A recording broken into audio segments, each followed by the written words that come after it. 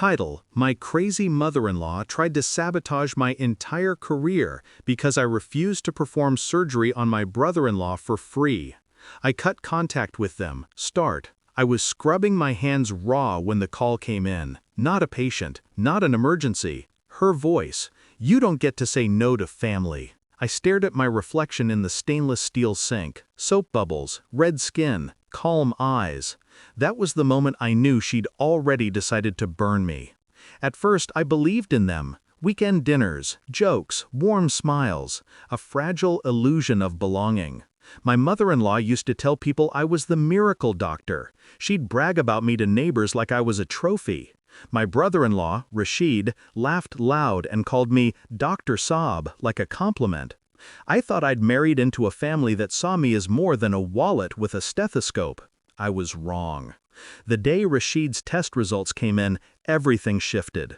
He needed complex abdominal surgery, risky, time-sensitive, expensive. She didn't ask, she announced. "You'll take care of it, no cost. He's your family now." No consideration, no consent, no respect for my hospital's policies, my staff, my license.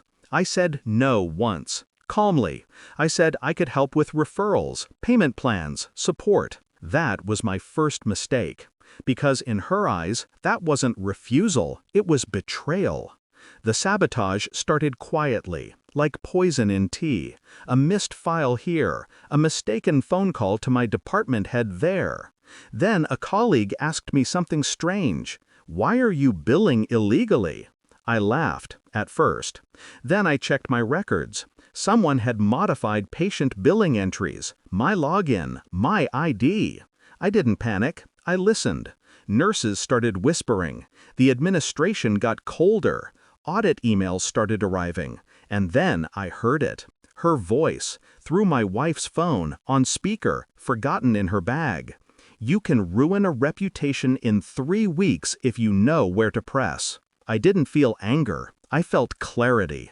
That's when pain turned to planning. I stopped talking, started watching. Cameras installed quietly outside my house. Screen recording software on my work laptop. Two-factor authentication switched to private devices.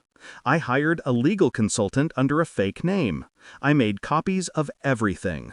I let them think I was stressed, tired, cracking. Meanwhile, I documented every thread, every modified file, every fake complaint. I moved my savings, updated my insurance, locked down my credentials.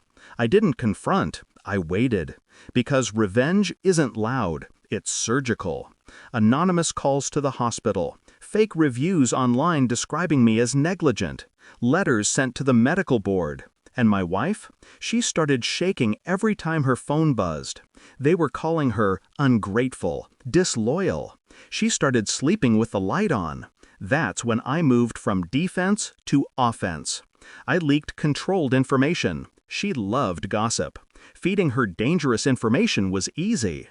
I let her believe I'd accessed restricted hospital funds illegally. I let her repeat it. She did, happily. I used my lawyer to file silent complaints about identity misuse involving my credentials, without naming her. Flags were raised, quietly. I let her make one fatal mistake. She used Rashid's phone, logged into my email through a weak recovery link. I had the logs archived in real time. IP address, timestamp, device info. I slept perfectly that night. It was clinical. Hospital conference room, administration, legal team. They showed the screen, her email, her voice messages, her instructions to a colleague's cousin. She tried to laugh, then she cried, then she blamed me. My wife watched her mother collapse in real time, and for the first time, she didn't run to her. She came to me. The medical board cleared me within days. My reputation didn't just recover, it sharpened. I was invited onto committees, given authority, trusted.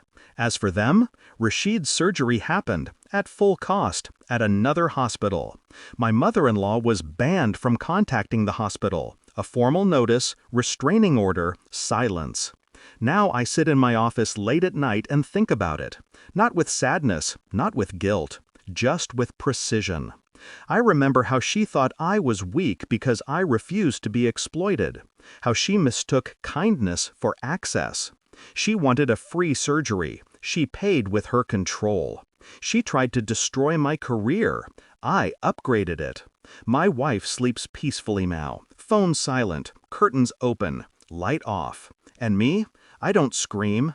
I don't threaten. I don't gloat.